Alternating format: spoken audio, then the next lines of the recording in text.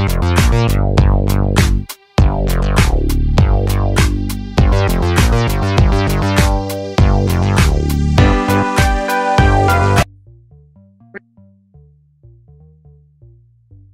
family, it is your boy Optimist Sniper. Bienvenue une fois de plus dans une nouvelle vidéo portant sur où les traders de détail négocient-ils réellement sur le Forex. Ok, dans la leçon précédente, vous avez appris que les traders de détail ne négocient pas sur le vrai marché d'échange. Si tel est le cas, où négocient-ils réellement? Lorsque vous cliquez sur acheter ou vendre sur votre plateforme de trading, votre outil Forex exécute-t-il réellement vos ordres dans le marché? Ou qu'est-ce qu'il fait? C'est ça qu'on va essayer de détailler dans cette leçon-ci. Afin de comprendre où vos transactions sont négociées, vous devez d'abord comprendre où les courtiers et les traders de détail se situent dans l'écosystème du Forex, d'accord, du marché d'échange. Le marché d'échange est fragmenté et complexe, mais nous allons essayer de vous donner un aperçu simplifié. Je vais prendre un exemple simple. Imaginons qu'il y a un géant lac d'eau, d'accord. Écoutez bien l'exemple pour que vous ne puissiez pas être perdu par la suite, d'accord. Imaginez qu'il y ait un grand lac d'eau comme ça, d'accord. Imaginez qu'il y ait un grand lac d'eau, un lac bien plus grand qu'un océan, le plus gigantesque des lacs. Maintenant, disons que ce lac représente le marché d'échange, d'accord. On prend un peu là, le lac ci là représente le marché d'échange. Marché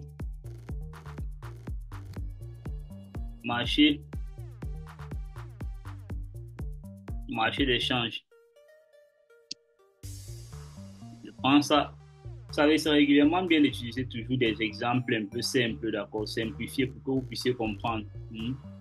Marché d'échange. Ok, supposons que le lac représente le marché d'échange.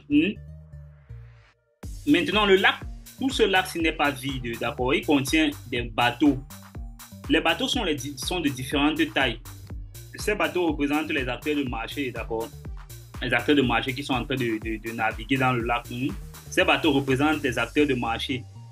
Il y a les énormes bateaux qui sont les grandes banques commerciales. D'accord, les grandes banques commerciales sont représentées par les énormes bateaux. Les banques comme la Barclays, Citigroup, la Deutsche Bank par exemple, HSBC, JP Morgan, UBS, d'accord. Leurs bateaux sont énormes puisqu'ils disposent de beaucoup de capitaux, d'accord. Vous savez, dans le marché d'échange, la capacité d'une banque, c'est en fonction de ses capitaux. Donc, ils ont de gros bateaux ici puisqu'ils disposent de gros capitaux. Les gros bateaux commencent directement parfois entre eux, ce qu'on appelle un commerce bilatéral. On peut appeler ça aussi on peut appeler ça commerce bilatéral. Bilatéral, non, parce que c'est entre deux banques. Ok. Lorsque ces bateaux négocient bilatéralement, seuls les deux acteurs du marché concernés connaissent les prix, les cotations données, le prix réel convenu entre eux, d'accord. Ça reste confidentiel entre eux. Les autres acteurs du marché n'ont pas tout accès à ces informations. Les banques proposent les devis différents à différents clients et les prix, les volumes convenus ne sont jamais divulgués publiquement. Il est donc plus difficile pour tout acteur de marché de savoir si la transaction s'est déroulée à un bon prix ou à un mauvais. Lorsque vous avez votre prix, c'est votre prix. Régulièrement, on ne communique pas les prix aux autres participants du marché. Non, ça reste entre eux, à ceux qui ont participé à cet échange-là.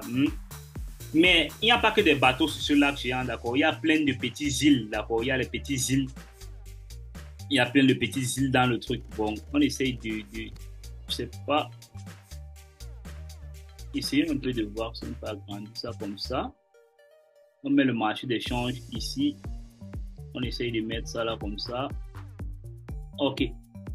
Je sais pas si on peut avoir l'insigne du bateau ici. Ouais, on peut avoir ça. On peut prendre quel bateau ici? On peut prendre... Où est ça? Ouais, un insigne de bateau ici. Ok, prenons même ça. Mettons ici. Essayons de copier ça.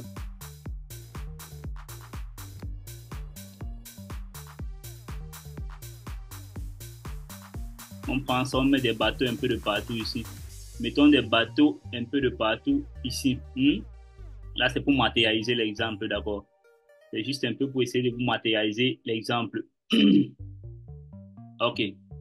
C'est bon de matérialiser cet exemple. Ok. Il n'y a pas que des bateaux sur le géant lac, il y a aussi les îles, d'accord? Il y a aussi les petites îles. Si on veut matérialiser les îles, on peut matérialiser les îles comment? On va matérialiser les îles. Prenons même les îles comme ça, d'accord? Matérialisons les îles comme ça. On matérialise les îles ici comme ça. On matérialise les îles là comme ça. Ok. Ces îles représentent les différentes plateformes de négociation. D'accord. Les îles représentent les différentes plateformes de négociation. Maintenant, en général, les plateformes de négociation sont les différents. Vous préférez qu'on note ça comme ça. On note ça ici comme plateforme de négociation. On note ça plateforme de négociation.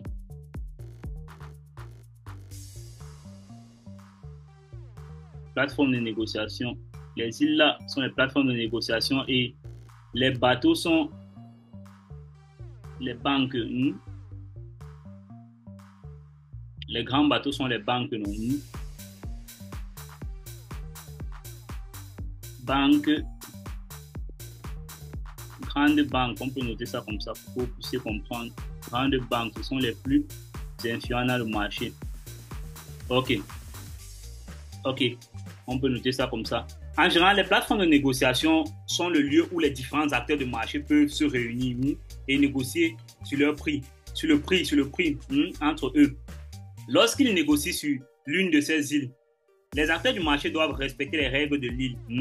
L'île gère un marché qui facilite les échanges entre les acteurs de marché. Certains proposent les mêmes prix des transactions. Où vous pouvez soumettre des ordres sans révéler votre identité aux autres traders. Par exemple, si un acheteur souhaite acheter 10 millions d'unités GSD-JPY à un prix 110,00 et qu'un vendeur souhaite vendre 10 millions d'unités USD-JPY à un prix 110,00, on peut rapprocher ces ordres-là. Le tout sans révéler l'identité de ni l'acheteur ni le vendeur, d'accord? Ok. Comme vous pouvez le constater, il n'existe pas une seule île, où tous les échanges ont lieu. Et les prix que les commerçants achètent et vendent sont uniques à chaque île. Chaque île a ses prix, d'accord? Quand on parle de chaque île, c'est chaque plateforme de négociation, d'accord? Chaque plateforme de négociation a ses prix. Personne n'est obligé de divulguer ses prix à d'autres plateformes de négociation, d'accord? Chaque plateforme a ses règles, comme chaque île a ses règles. Le trading de devises se produit simultanément dans de nombreux endroits différents. Il n'existe donc pas vraiment un seul marché d'échange. Il s'agit d'un ensemble de marchés différents qui composent le marché d'échange. C'est compréhensible, non? Ok. Si vous réfléchissez bien, le marché d'échange est en réalité un réseau composé d'un ensemble de lieux de négociation différents plutôt que d'un seul lieu. Les îles diffèrent par leur taille, d'accord? Si certains bateaux sont suffisamment riches pour pouvoir faire du commerce sur n'importe quelle île, la plupart ne le sont pas. Ce n'est pas tous les bateaux qui sont capables de négocier sur toutes les îles, d'accord? Il y a les grands bateaux, il y a des bateaux qui sont grands. On va un peu essayer d'énumérer même 2 ou 3 bateaux. Il y a des grands bateaux qui peuvent négocier sur toutes les îles, d'accord? C'est-à-dire qu'ils peuvent négocier sur toutes les plateformes de trading, mais la majorité des bateaux ne le sont pas. Selon les îles, seuls certains bateaux sont autorisés. Si un bateau possède une île, aucun autre grand bateau n'est autorisé. Seuls les bateaux spéciaux et les plus petits sont autorisés. D'accord? Si déjà une banque possède une plateforme de négociation, aucune autre banque n'est autorisée à participer dans cette plateforme de négociation. Seules les autres petites banques qui peuvent participer. Ce qui convient à la plupart des grands bateaux, puisqu'ils possèdent également leur propre île exclusive. C'est compréhensible, non? La majorité des banques possèdent leur plateforme de négociation. Autre exemple, les 2 grandes îles du milieu. Si on prend par exemple les 2 grandes îles, on met 2 grandes îles ici, là, comme ça. Les 2 grandes îles du milieu. Autre exemple, les deux grandes îles du milieu, seuls les plus gros bateaux sont autorisés à faire du commerce, d'accord? Dans les deux grandes îles, seuls les deux grands bateaux, c'est là, seules les deux banques qui sont autorisées à faire du commerce dans les deux institutions, dans les plateformes de négociation, dans les deux plateformes de négociation aussi. Seules les deux banques ici sont autorisées à faire du commerce là. Ainsi, sur ces îles, les revendeurs font du commerce entre eux en grande quantité. C'est ce qu'on appelle un marché interprofessionnel ou marché interbancaire. Vous allez suivre ça régulièrement. C'est ce qu'on appelle un marché interprofessionnel. Là, ce sont rien que des professionnels qui dealent ici dans ce marché-ci. Essayons de voir si on peut matérialiser ça. Ok, si on matérialise ça, ça va être comme ça. D'accord. D'accord, il y a un autre petit marché. Dans le marché, là encore, il y a encore un autre petit marché, d'accord. Ok, matérialisons ça en noir, maintenant ça en noir, comme ça, essayons de mettre des designs en noir. D'accord, ok. Le marché interprofessionnel, également encore connu sous le nom de marché interbancaire. Vous comprenez, quand on parle d'interbancaire, ça veut dire que c'est un marché qui est constitué juste des banques, en fait, des grandes institutions, d'accord, qui dealent entre eux. Car la plupart des concessionnaires travaillent pour de grandes banques commerciales multinationales qui servent des clients mondiaux. Ces énormes banques sont régulièrement connues sous le nom de banques de renflement. Ok. Le segment internégociant sur le marché d'échange est l'endroit où les transactions ont lieu entre les négociants en devises, par opposition aux négociants de leurs clients finaux, tels que les exportateurs, par exemple, les importateurs, les gestionnaires d'actifs, les fonds spéculatifs, et même certains courtiers d'échange au détail. Autrefois, seuls les plus gros bateaux étaient autorisés sur ces grandes îles-ci, d'accord. Sur ces grandes îles-ci, autrefois, seuls les plus gros bateaux étaient utilisés. En effet, les grands bateaux préfèrent commercer uniquement avec d'autres grands bateaux. Les grandes banques préfèrent faire leurs transactions juste avec d'autres grandes banques qui considèrent que les petites banques sont trop risquées pour faire du commerce avec eux. C'est compréhensible, non? J'espère que cet exemple que je suis en train de vous prendre est compréhensible. Quand je parle de bateaux, vous savez qu'il s'agit des grandes banques, d'accord? Quand je parle des îles, il s'agit des plateformes de négociation. Donc, vous essayez de comprendre ça comme ça. OK. Mais de nos jours, il est également possible pour des bateaux de taille moyenne d'y faire commerce en s'attachant à un autre grand bateau. C'est-à-dire les petites banques s'y peuvent faire le commerce en s'attachant à une grande banque, d'accord, un grand bateau. Nous n'entrerons pas dans les détails tout de suite pour faire simple. Mais en gros, le grand bateau, qui est la banque, nous permet aux bateaux moyens, aux petits bateaux. Quand on parle maintenant de petits bateaux, il s'agit des hedge funds, d'accord. Si on parle des petits bateaux, on parle des hedge funds. Ceux qui savent ce que c'est les hedge funds, c'est un peu l'aspect plus ancien des gros firmes là maintenant. Hedge funds, le modèle. Les pro firms, c'est le modèle moderne des hedge funds d'abord. Ce sont des trucs récents. Les hedge funds, les petits bateaux là, ce sont les hedge funds. Les grosses entités aussi qui ont beaucoup d'argent, mais pas assez suffisant comme les grosses banques centrales d'abord.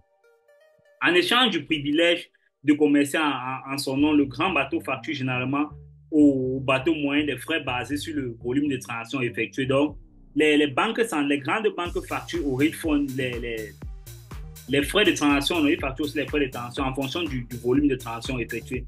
Cet arrangement est connu sous le nom d'arrangement de prime brokerage. Vous allez comprendre, prime brokerage, c'est un arrangement entre une grande banque centrale et un hedge fund. Avec le grand bateau, dont le rôle est appelé prime broker. Le grand bateau ici est appelé prime broker, d'accord. Les grandes banques là, ce sont les prime brokers. Ce sont les plus grands brokers dans les grandes entités. Et le bateau moyen joue dans le rôle d'un client de prime broker, d'accord. Lui, le hedge fund est client de prime broker. Les courtiers principaux permettent à ces acteurs de marché, les plus petits acteurs de marché, non, mais pas également trop petits. Comme pas des petits acteurs de marché, on parle des hedge funds, c'est pas qui n'ont rien, d'accord. Malgré leur antécédent de crédit limité ou leur profil de risque plus élevé, ils ont la possibilité d'utiliser la cote de crédit plus élevée du courtier principal et de négocier presque avec n'importe quelle banque dans le lac, d'accord. Fondamentalement, la distinction claire qui séparait autrefois le marché interprofessionnel et le reste est désormais floue, d'accord. Il n'y a plus trop de distinction puisque les hedge funds sont déjà permis de participer au marché interbancaire, d'accord, à travers une autre grande banque.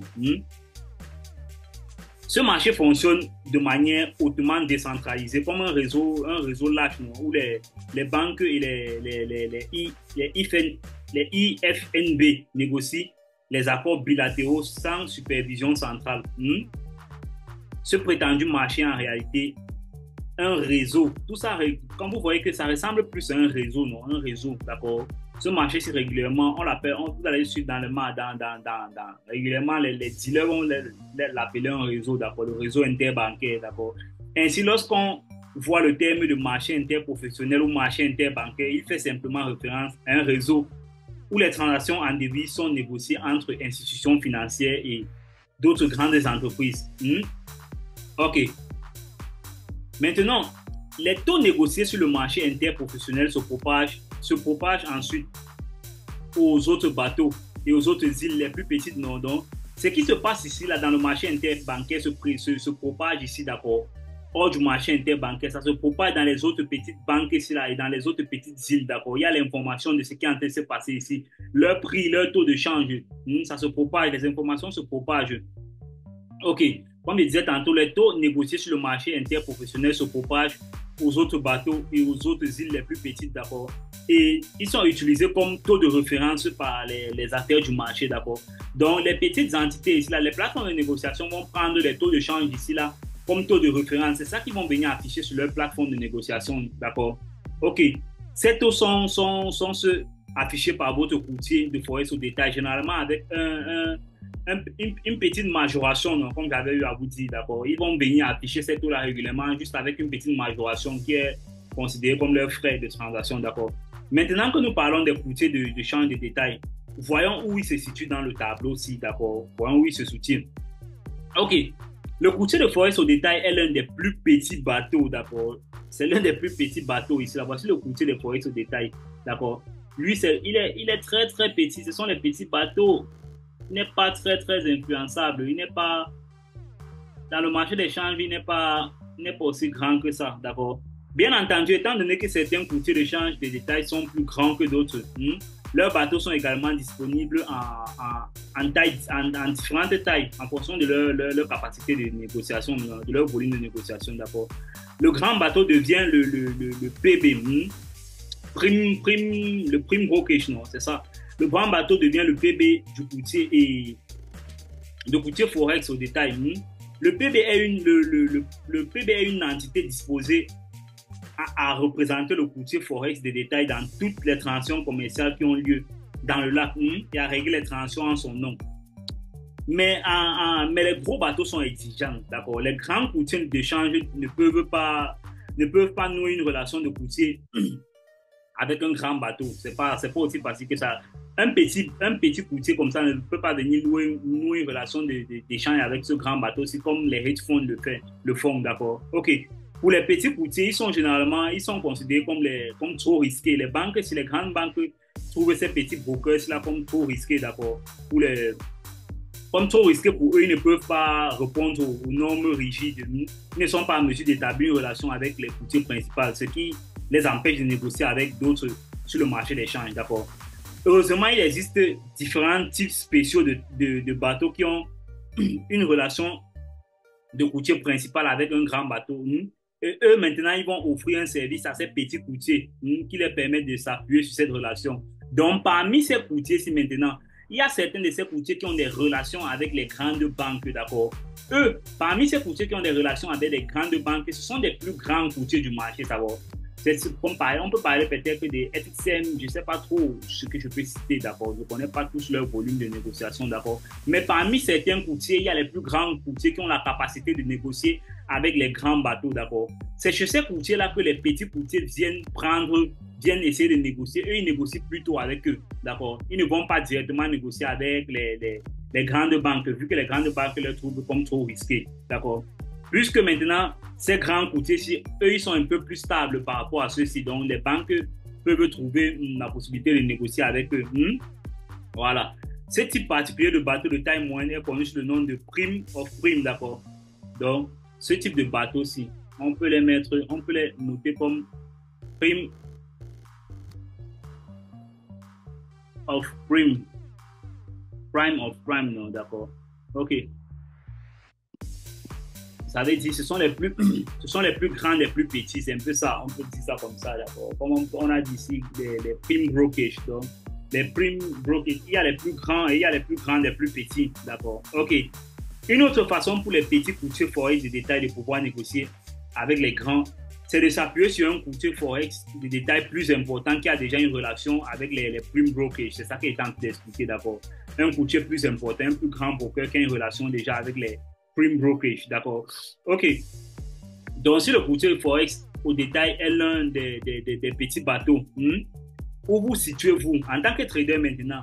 Où vous situez-vous? Parce que là, depuis, on ne fait que parler des banques centrales, on ne fait que parler des grandes banques, on parle des hedge funds, on parle des plateformes de négociation, on parle des grands courtiers. Maintenant, où se situent les brokers, les traders eux-mêmes, d'accord? Où se situe le trader? Si vous n'êtes pas dans toutes ces listes-ci, où est-ce que vous allez vous situer? OK. Comme vous venez de le voir, il est déjà assez difficile pour les petits courtiers-ci, d'accord? Il est très difficile d'ailleurs pour les petits courtiers de pouvoir participer au marché, de pouvoir participer au marché d'échange. Alors, si vous n'êtes pas un bateau, vous n'avez pas déjà la possibilité d'apparaître même dans le marché d'échange ici. Ainsi, comment est-ce que vous allez pouvoir négocier chez un broker? Le trader forex au détail n'est pas un bateau. Vous n'êtes qu'un petit aquarium dans le bateau. Donc, s'il fallait vous représenter, vous allez être peut-être quelque chose comme ça, d'accord? Si je essaye de venir, je ne sais même pas comment vous représenter ici.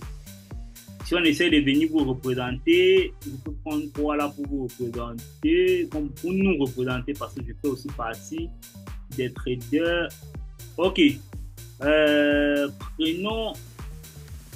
Prenons même un petit truc comme ça, d'accord? On essaie de mettre ça là.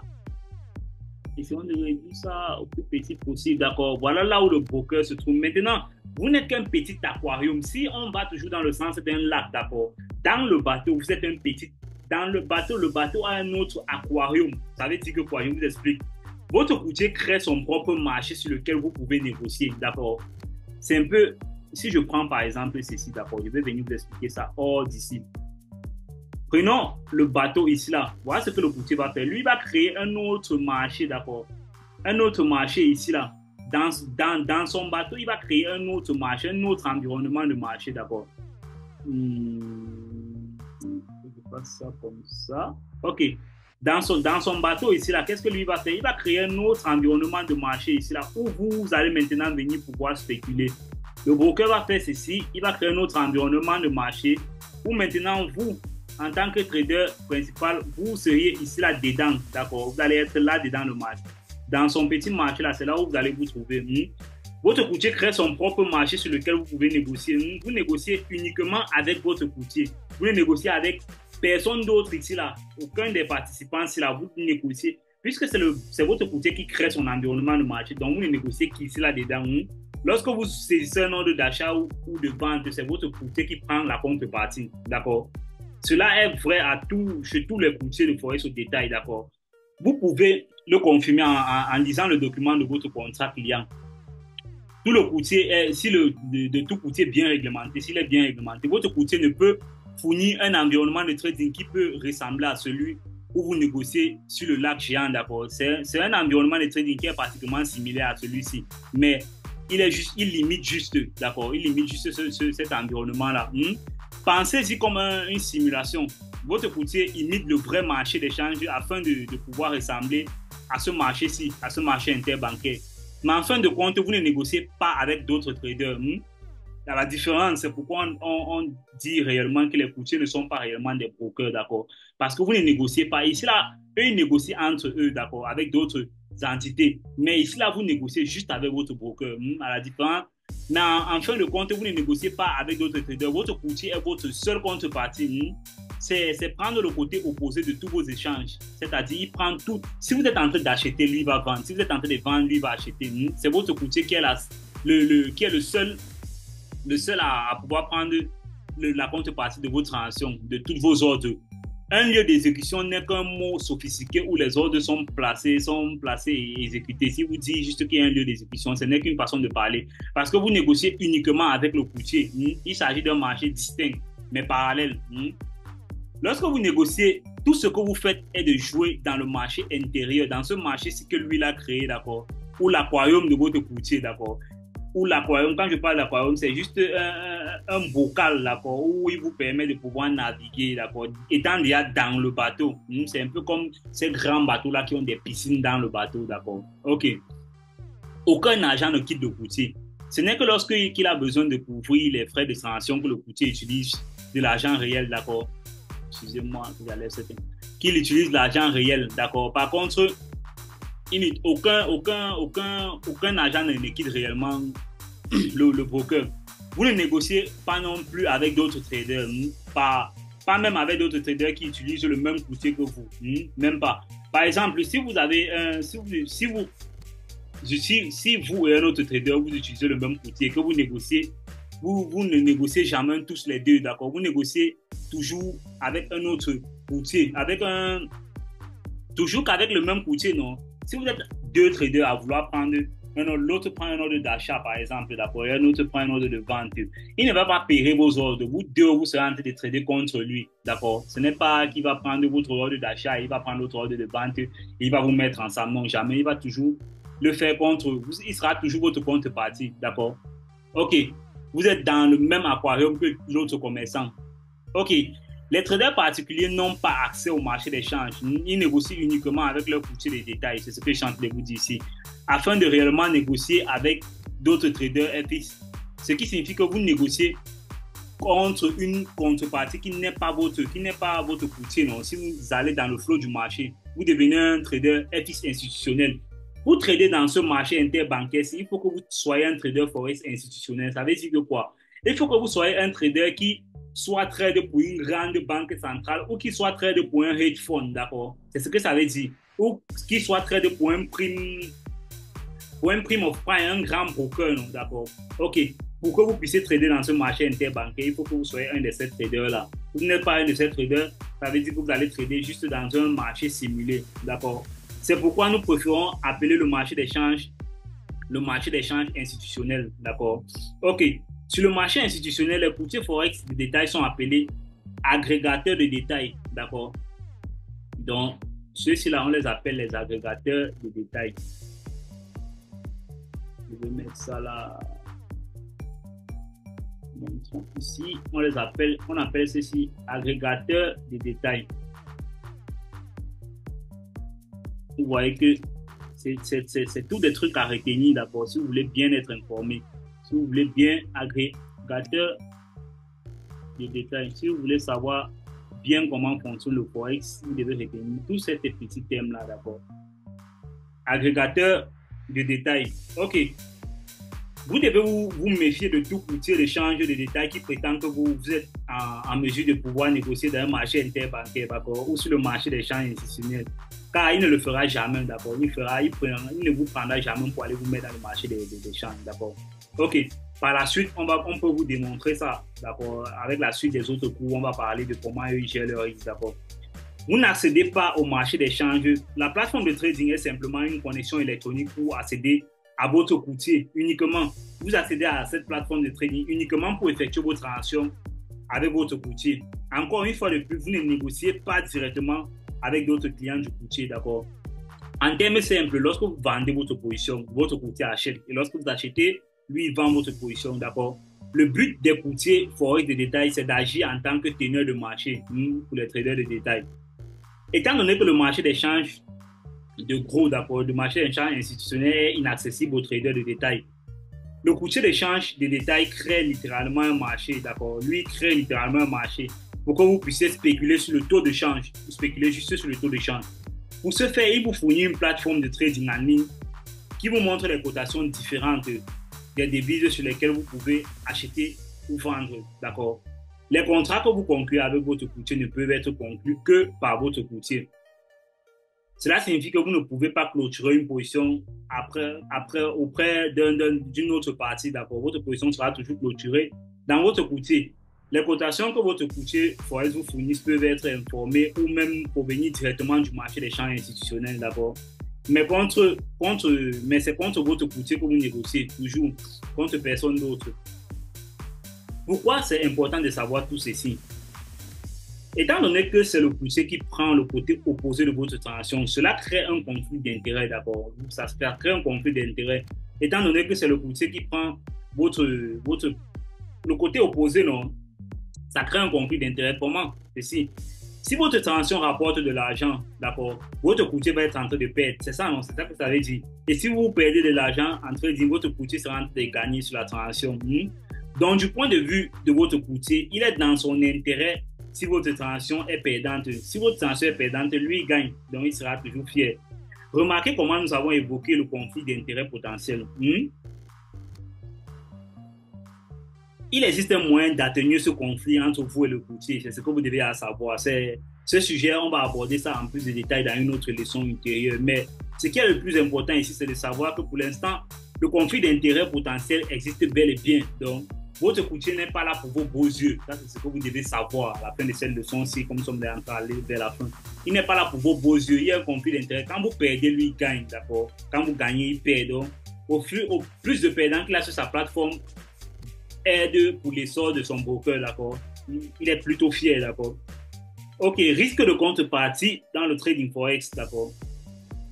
Parce que votre courtier est votre seule contrepartie, cela signifie qu'il existe un risque qui ne respecte pas ses obligations envers vous. C'est ce qu'on appelle le risque de contrepartie. C'est de ça qu'on est en train de parler là maintenant. Une contrepartie, c'est quoi? La contrepartie, c'est l'autre partie qui participe sur une transaction. Chaque transaction doit avoir une contrepartie puisqu'elle puisse être conclue dans le marché. Pour que quelqu'un puisse, c'est un peu comme dans le commerce, si il faut que vous achetez, il faut qu'il y ait quelqu'un qui vous vende, d'accord? S'il faut qu'il vous vende, il faut qu'il y ait quelqu'un qui soit là en train de vous acheter. L'acheteur, c'est la contrepartie du vendeur et le vendeur, la contrepartie de l'acheteur. Une contrepartie, c'est l'autre partie qui participe à une transaction. Dans chaque transaction, il doit avoir une contrepartie pour que la transaction ait lieu. C'est ça, non? Ok. En ce qui concerne le trading, une contrepartie, c'est simplement l'autre côté de votre transaction. Par exemple, un acheteur, la contrepartie du vendeur. C'est ça qu'on est en train d'expliquer. Ok. Maintenant, l'acheteur, l'acheteur et le vendeur, vous deux, vous êtes appelés les mandants dans ce contrat-là, d'accord? Vous êtes appelés des mandants. Un mandant, c'est une partie impliquée dans un contrat. En tant qu'acheteur, vous êtes donc le principal. Et en tant que vendeur, le courtier forex est également un mandant. Vous négociez en tant que principal et votre courtier forex négocie aussi en tant que principal. Lorsque vous négociez entre vous, on parle maintenant de trading de principal à principal. Là, c'est compréhensible. J'essaie de vous énumérer tous ces thèmes pour que vous ne soyez pas aveuglés un jour lorsque quelqu'un est en train de parler de ces thèmes devant vous, pour que vous ne soyez pas perdus, d'accord? C'est pourquoi un courtier forex n'est pas vraiment un courtier forex, mais un dealer forex. C'est pour ça. Un courtier forex n'est pas réellement un courtier forex parce qu'il n'est pas là pour la compte, il n'est pas là pour juste vous permettre de pouvoir trouver votre contrepartie, d'accord? Il est lui en question, il est votre contrepartie. Un courtier est censé agir en tant qu'agent en votre nom, non, qui négocie simplement une transaction entre vous et une contrepartie. Ou en d'autres termes, pour faire correspondre votre commande avec un acheteur ou un vendeur. C'est simple, c'est ça que est réellement un courtier. Mais ce n'est pas ça que nos courtiers forex sont. C'est pourquoi on préfère les appeler les dealers, d'accord? Le risque de contrepartie, également appelé risque de dépôt, est le risque qu'une contrepartie ne paye pas comme prévu un contrat.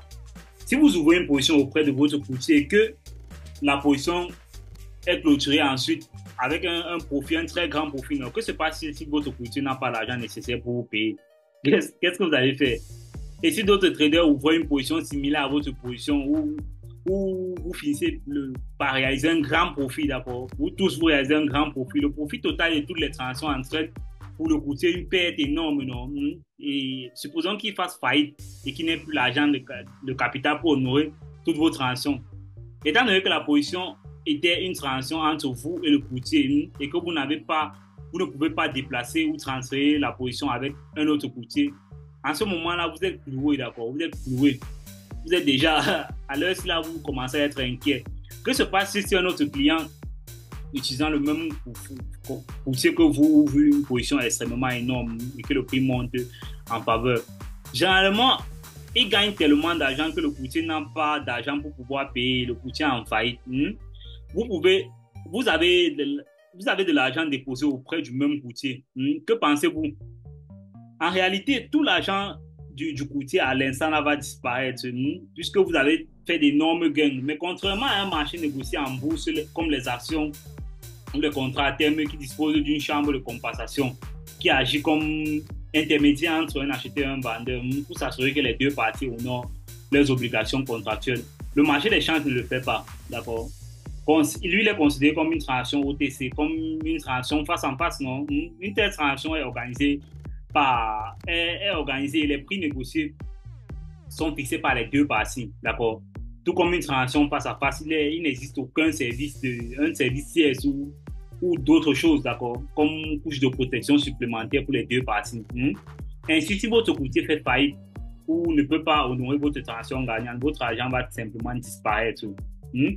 À ce stade, votre seule solution, c'est de tenter de récupérer vos fonds, et de déposer une plainte contre votre plainte à l'agent de réglementation qui supervise la juridiction dans laquelle votre courtier est légalement autorisé à exercer. Bien sûr, cela suppose que votre courtier forex détient réellement une licence auprès de votre régulateur local et qu'il soit autorisé à fournir ses services de trading forex en premier lieu. C'est pourquoi dans les leçons précédentes, je vous ai dit qu'il est extrêmement important de savoir où votre courtier est agréé ou s'il est réglementé. C'est pour que si ce genre d'événement arrive, que vous puissiez avoir l'opportunité de pouvoir récupérer vos sous en déposant une plainte. OK. Maintenant, ce n'est pas ce qui est possible. Ce n'est pas parce que c'est possible qu'un courtier fasse faillite que tous les courtiers vont faire faillite, d'accord? C'est pas obligé. Selon la manière dont un courtier forex exécute les ordres à ses clients, il existe un moyen de gérer les risques, d'accord? Lui, un courtier forex, il vise le long terme à plusieurs moyens de gérer les risques, d'accord? Maintenant, dans la leçon suivante, on va apprendre comment les courtiers forex gèrent leurs risques pour que vous puissiez être en paix dans votre tête et savoir que il est possible pour un courtier de bien gérer le risque et de vous payer jusqu'à qu'il n'y ait jamais de problème, en fait, d'accord? OK. Donc, la leçon prochaine sera comment les courtiers forex gèrent-ils leurs risques et gagnent de l'argent. OK. J'espère avoir été clair dans cette leçon. On est allé dans les brefs détails. J'ai utilisé un exemple simple pour essayer de vous expliquer comment le marché interbancaire fonctionne. C'est vrai que la leçon était un peu longue, mais on va faire ça comme ça, d'accord? J'espère que vous avez pu retenir l'essentiel et jeter le reste, d'accord? OK. Maintenant, si quelqu'un a des commentaires, il peut laisser en dessous de la vidéo. Je pense qu'on va clôturer la vidéo comme ça. Et toi, tu es un mentor, Optimist Sniper.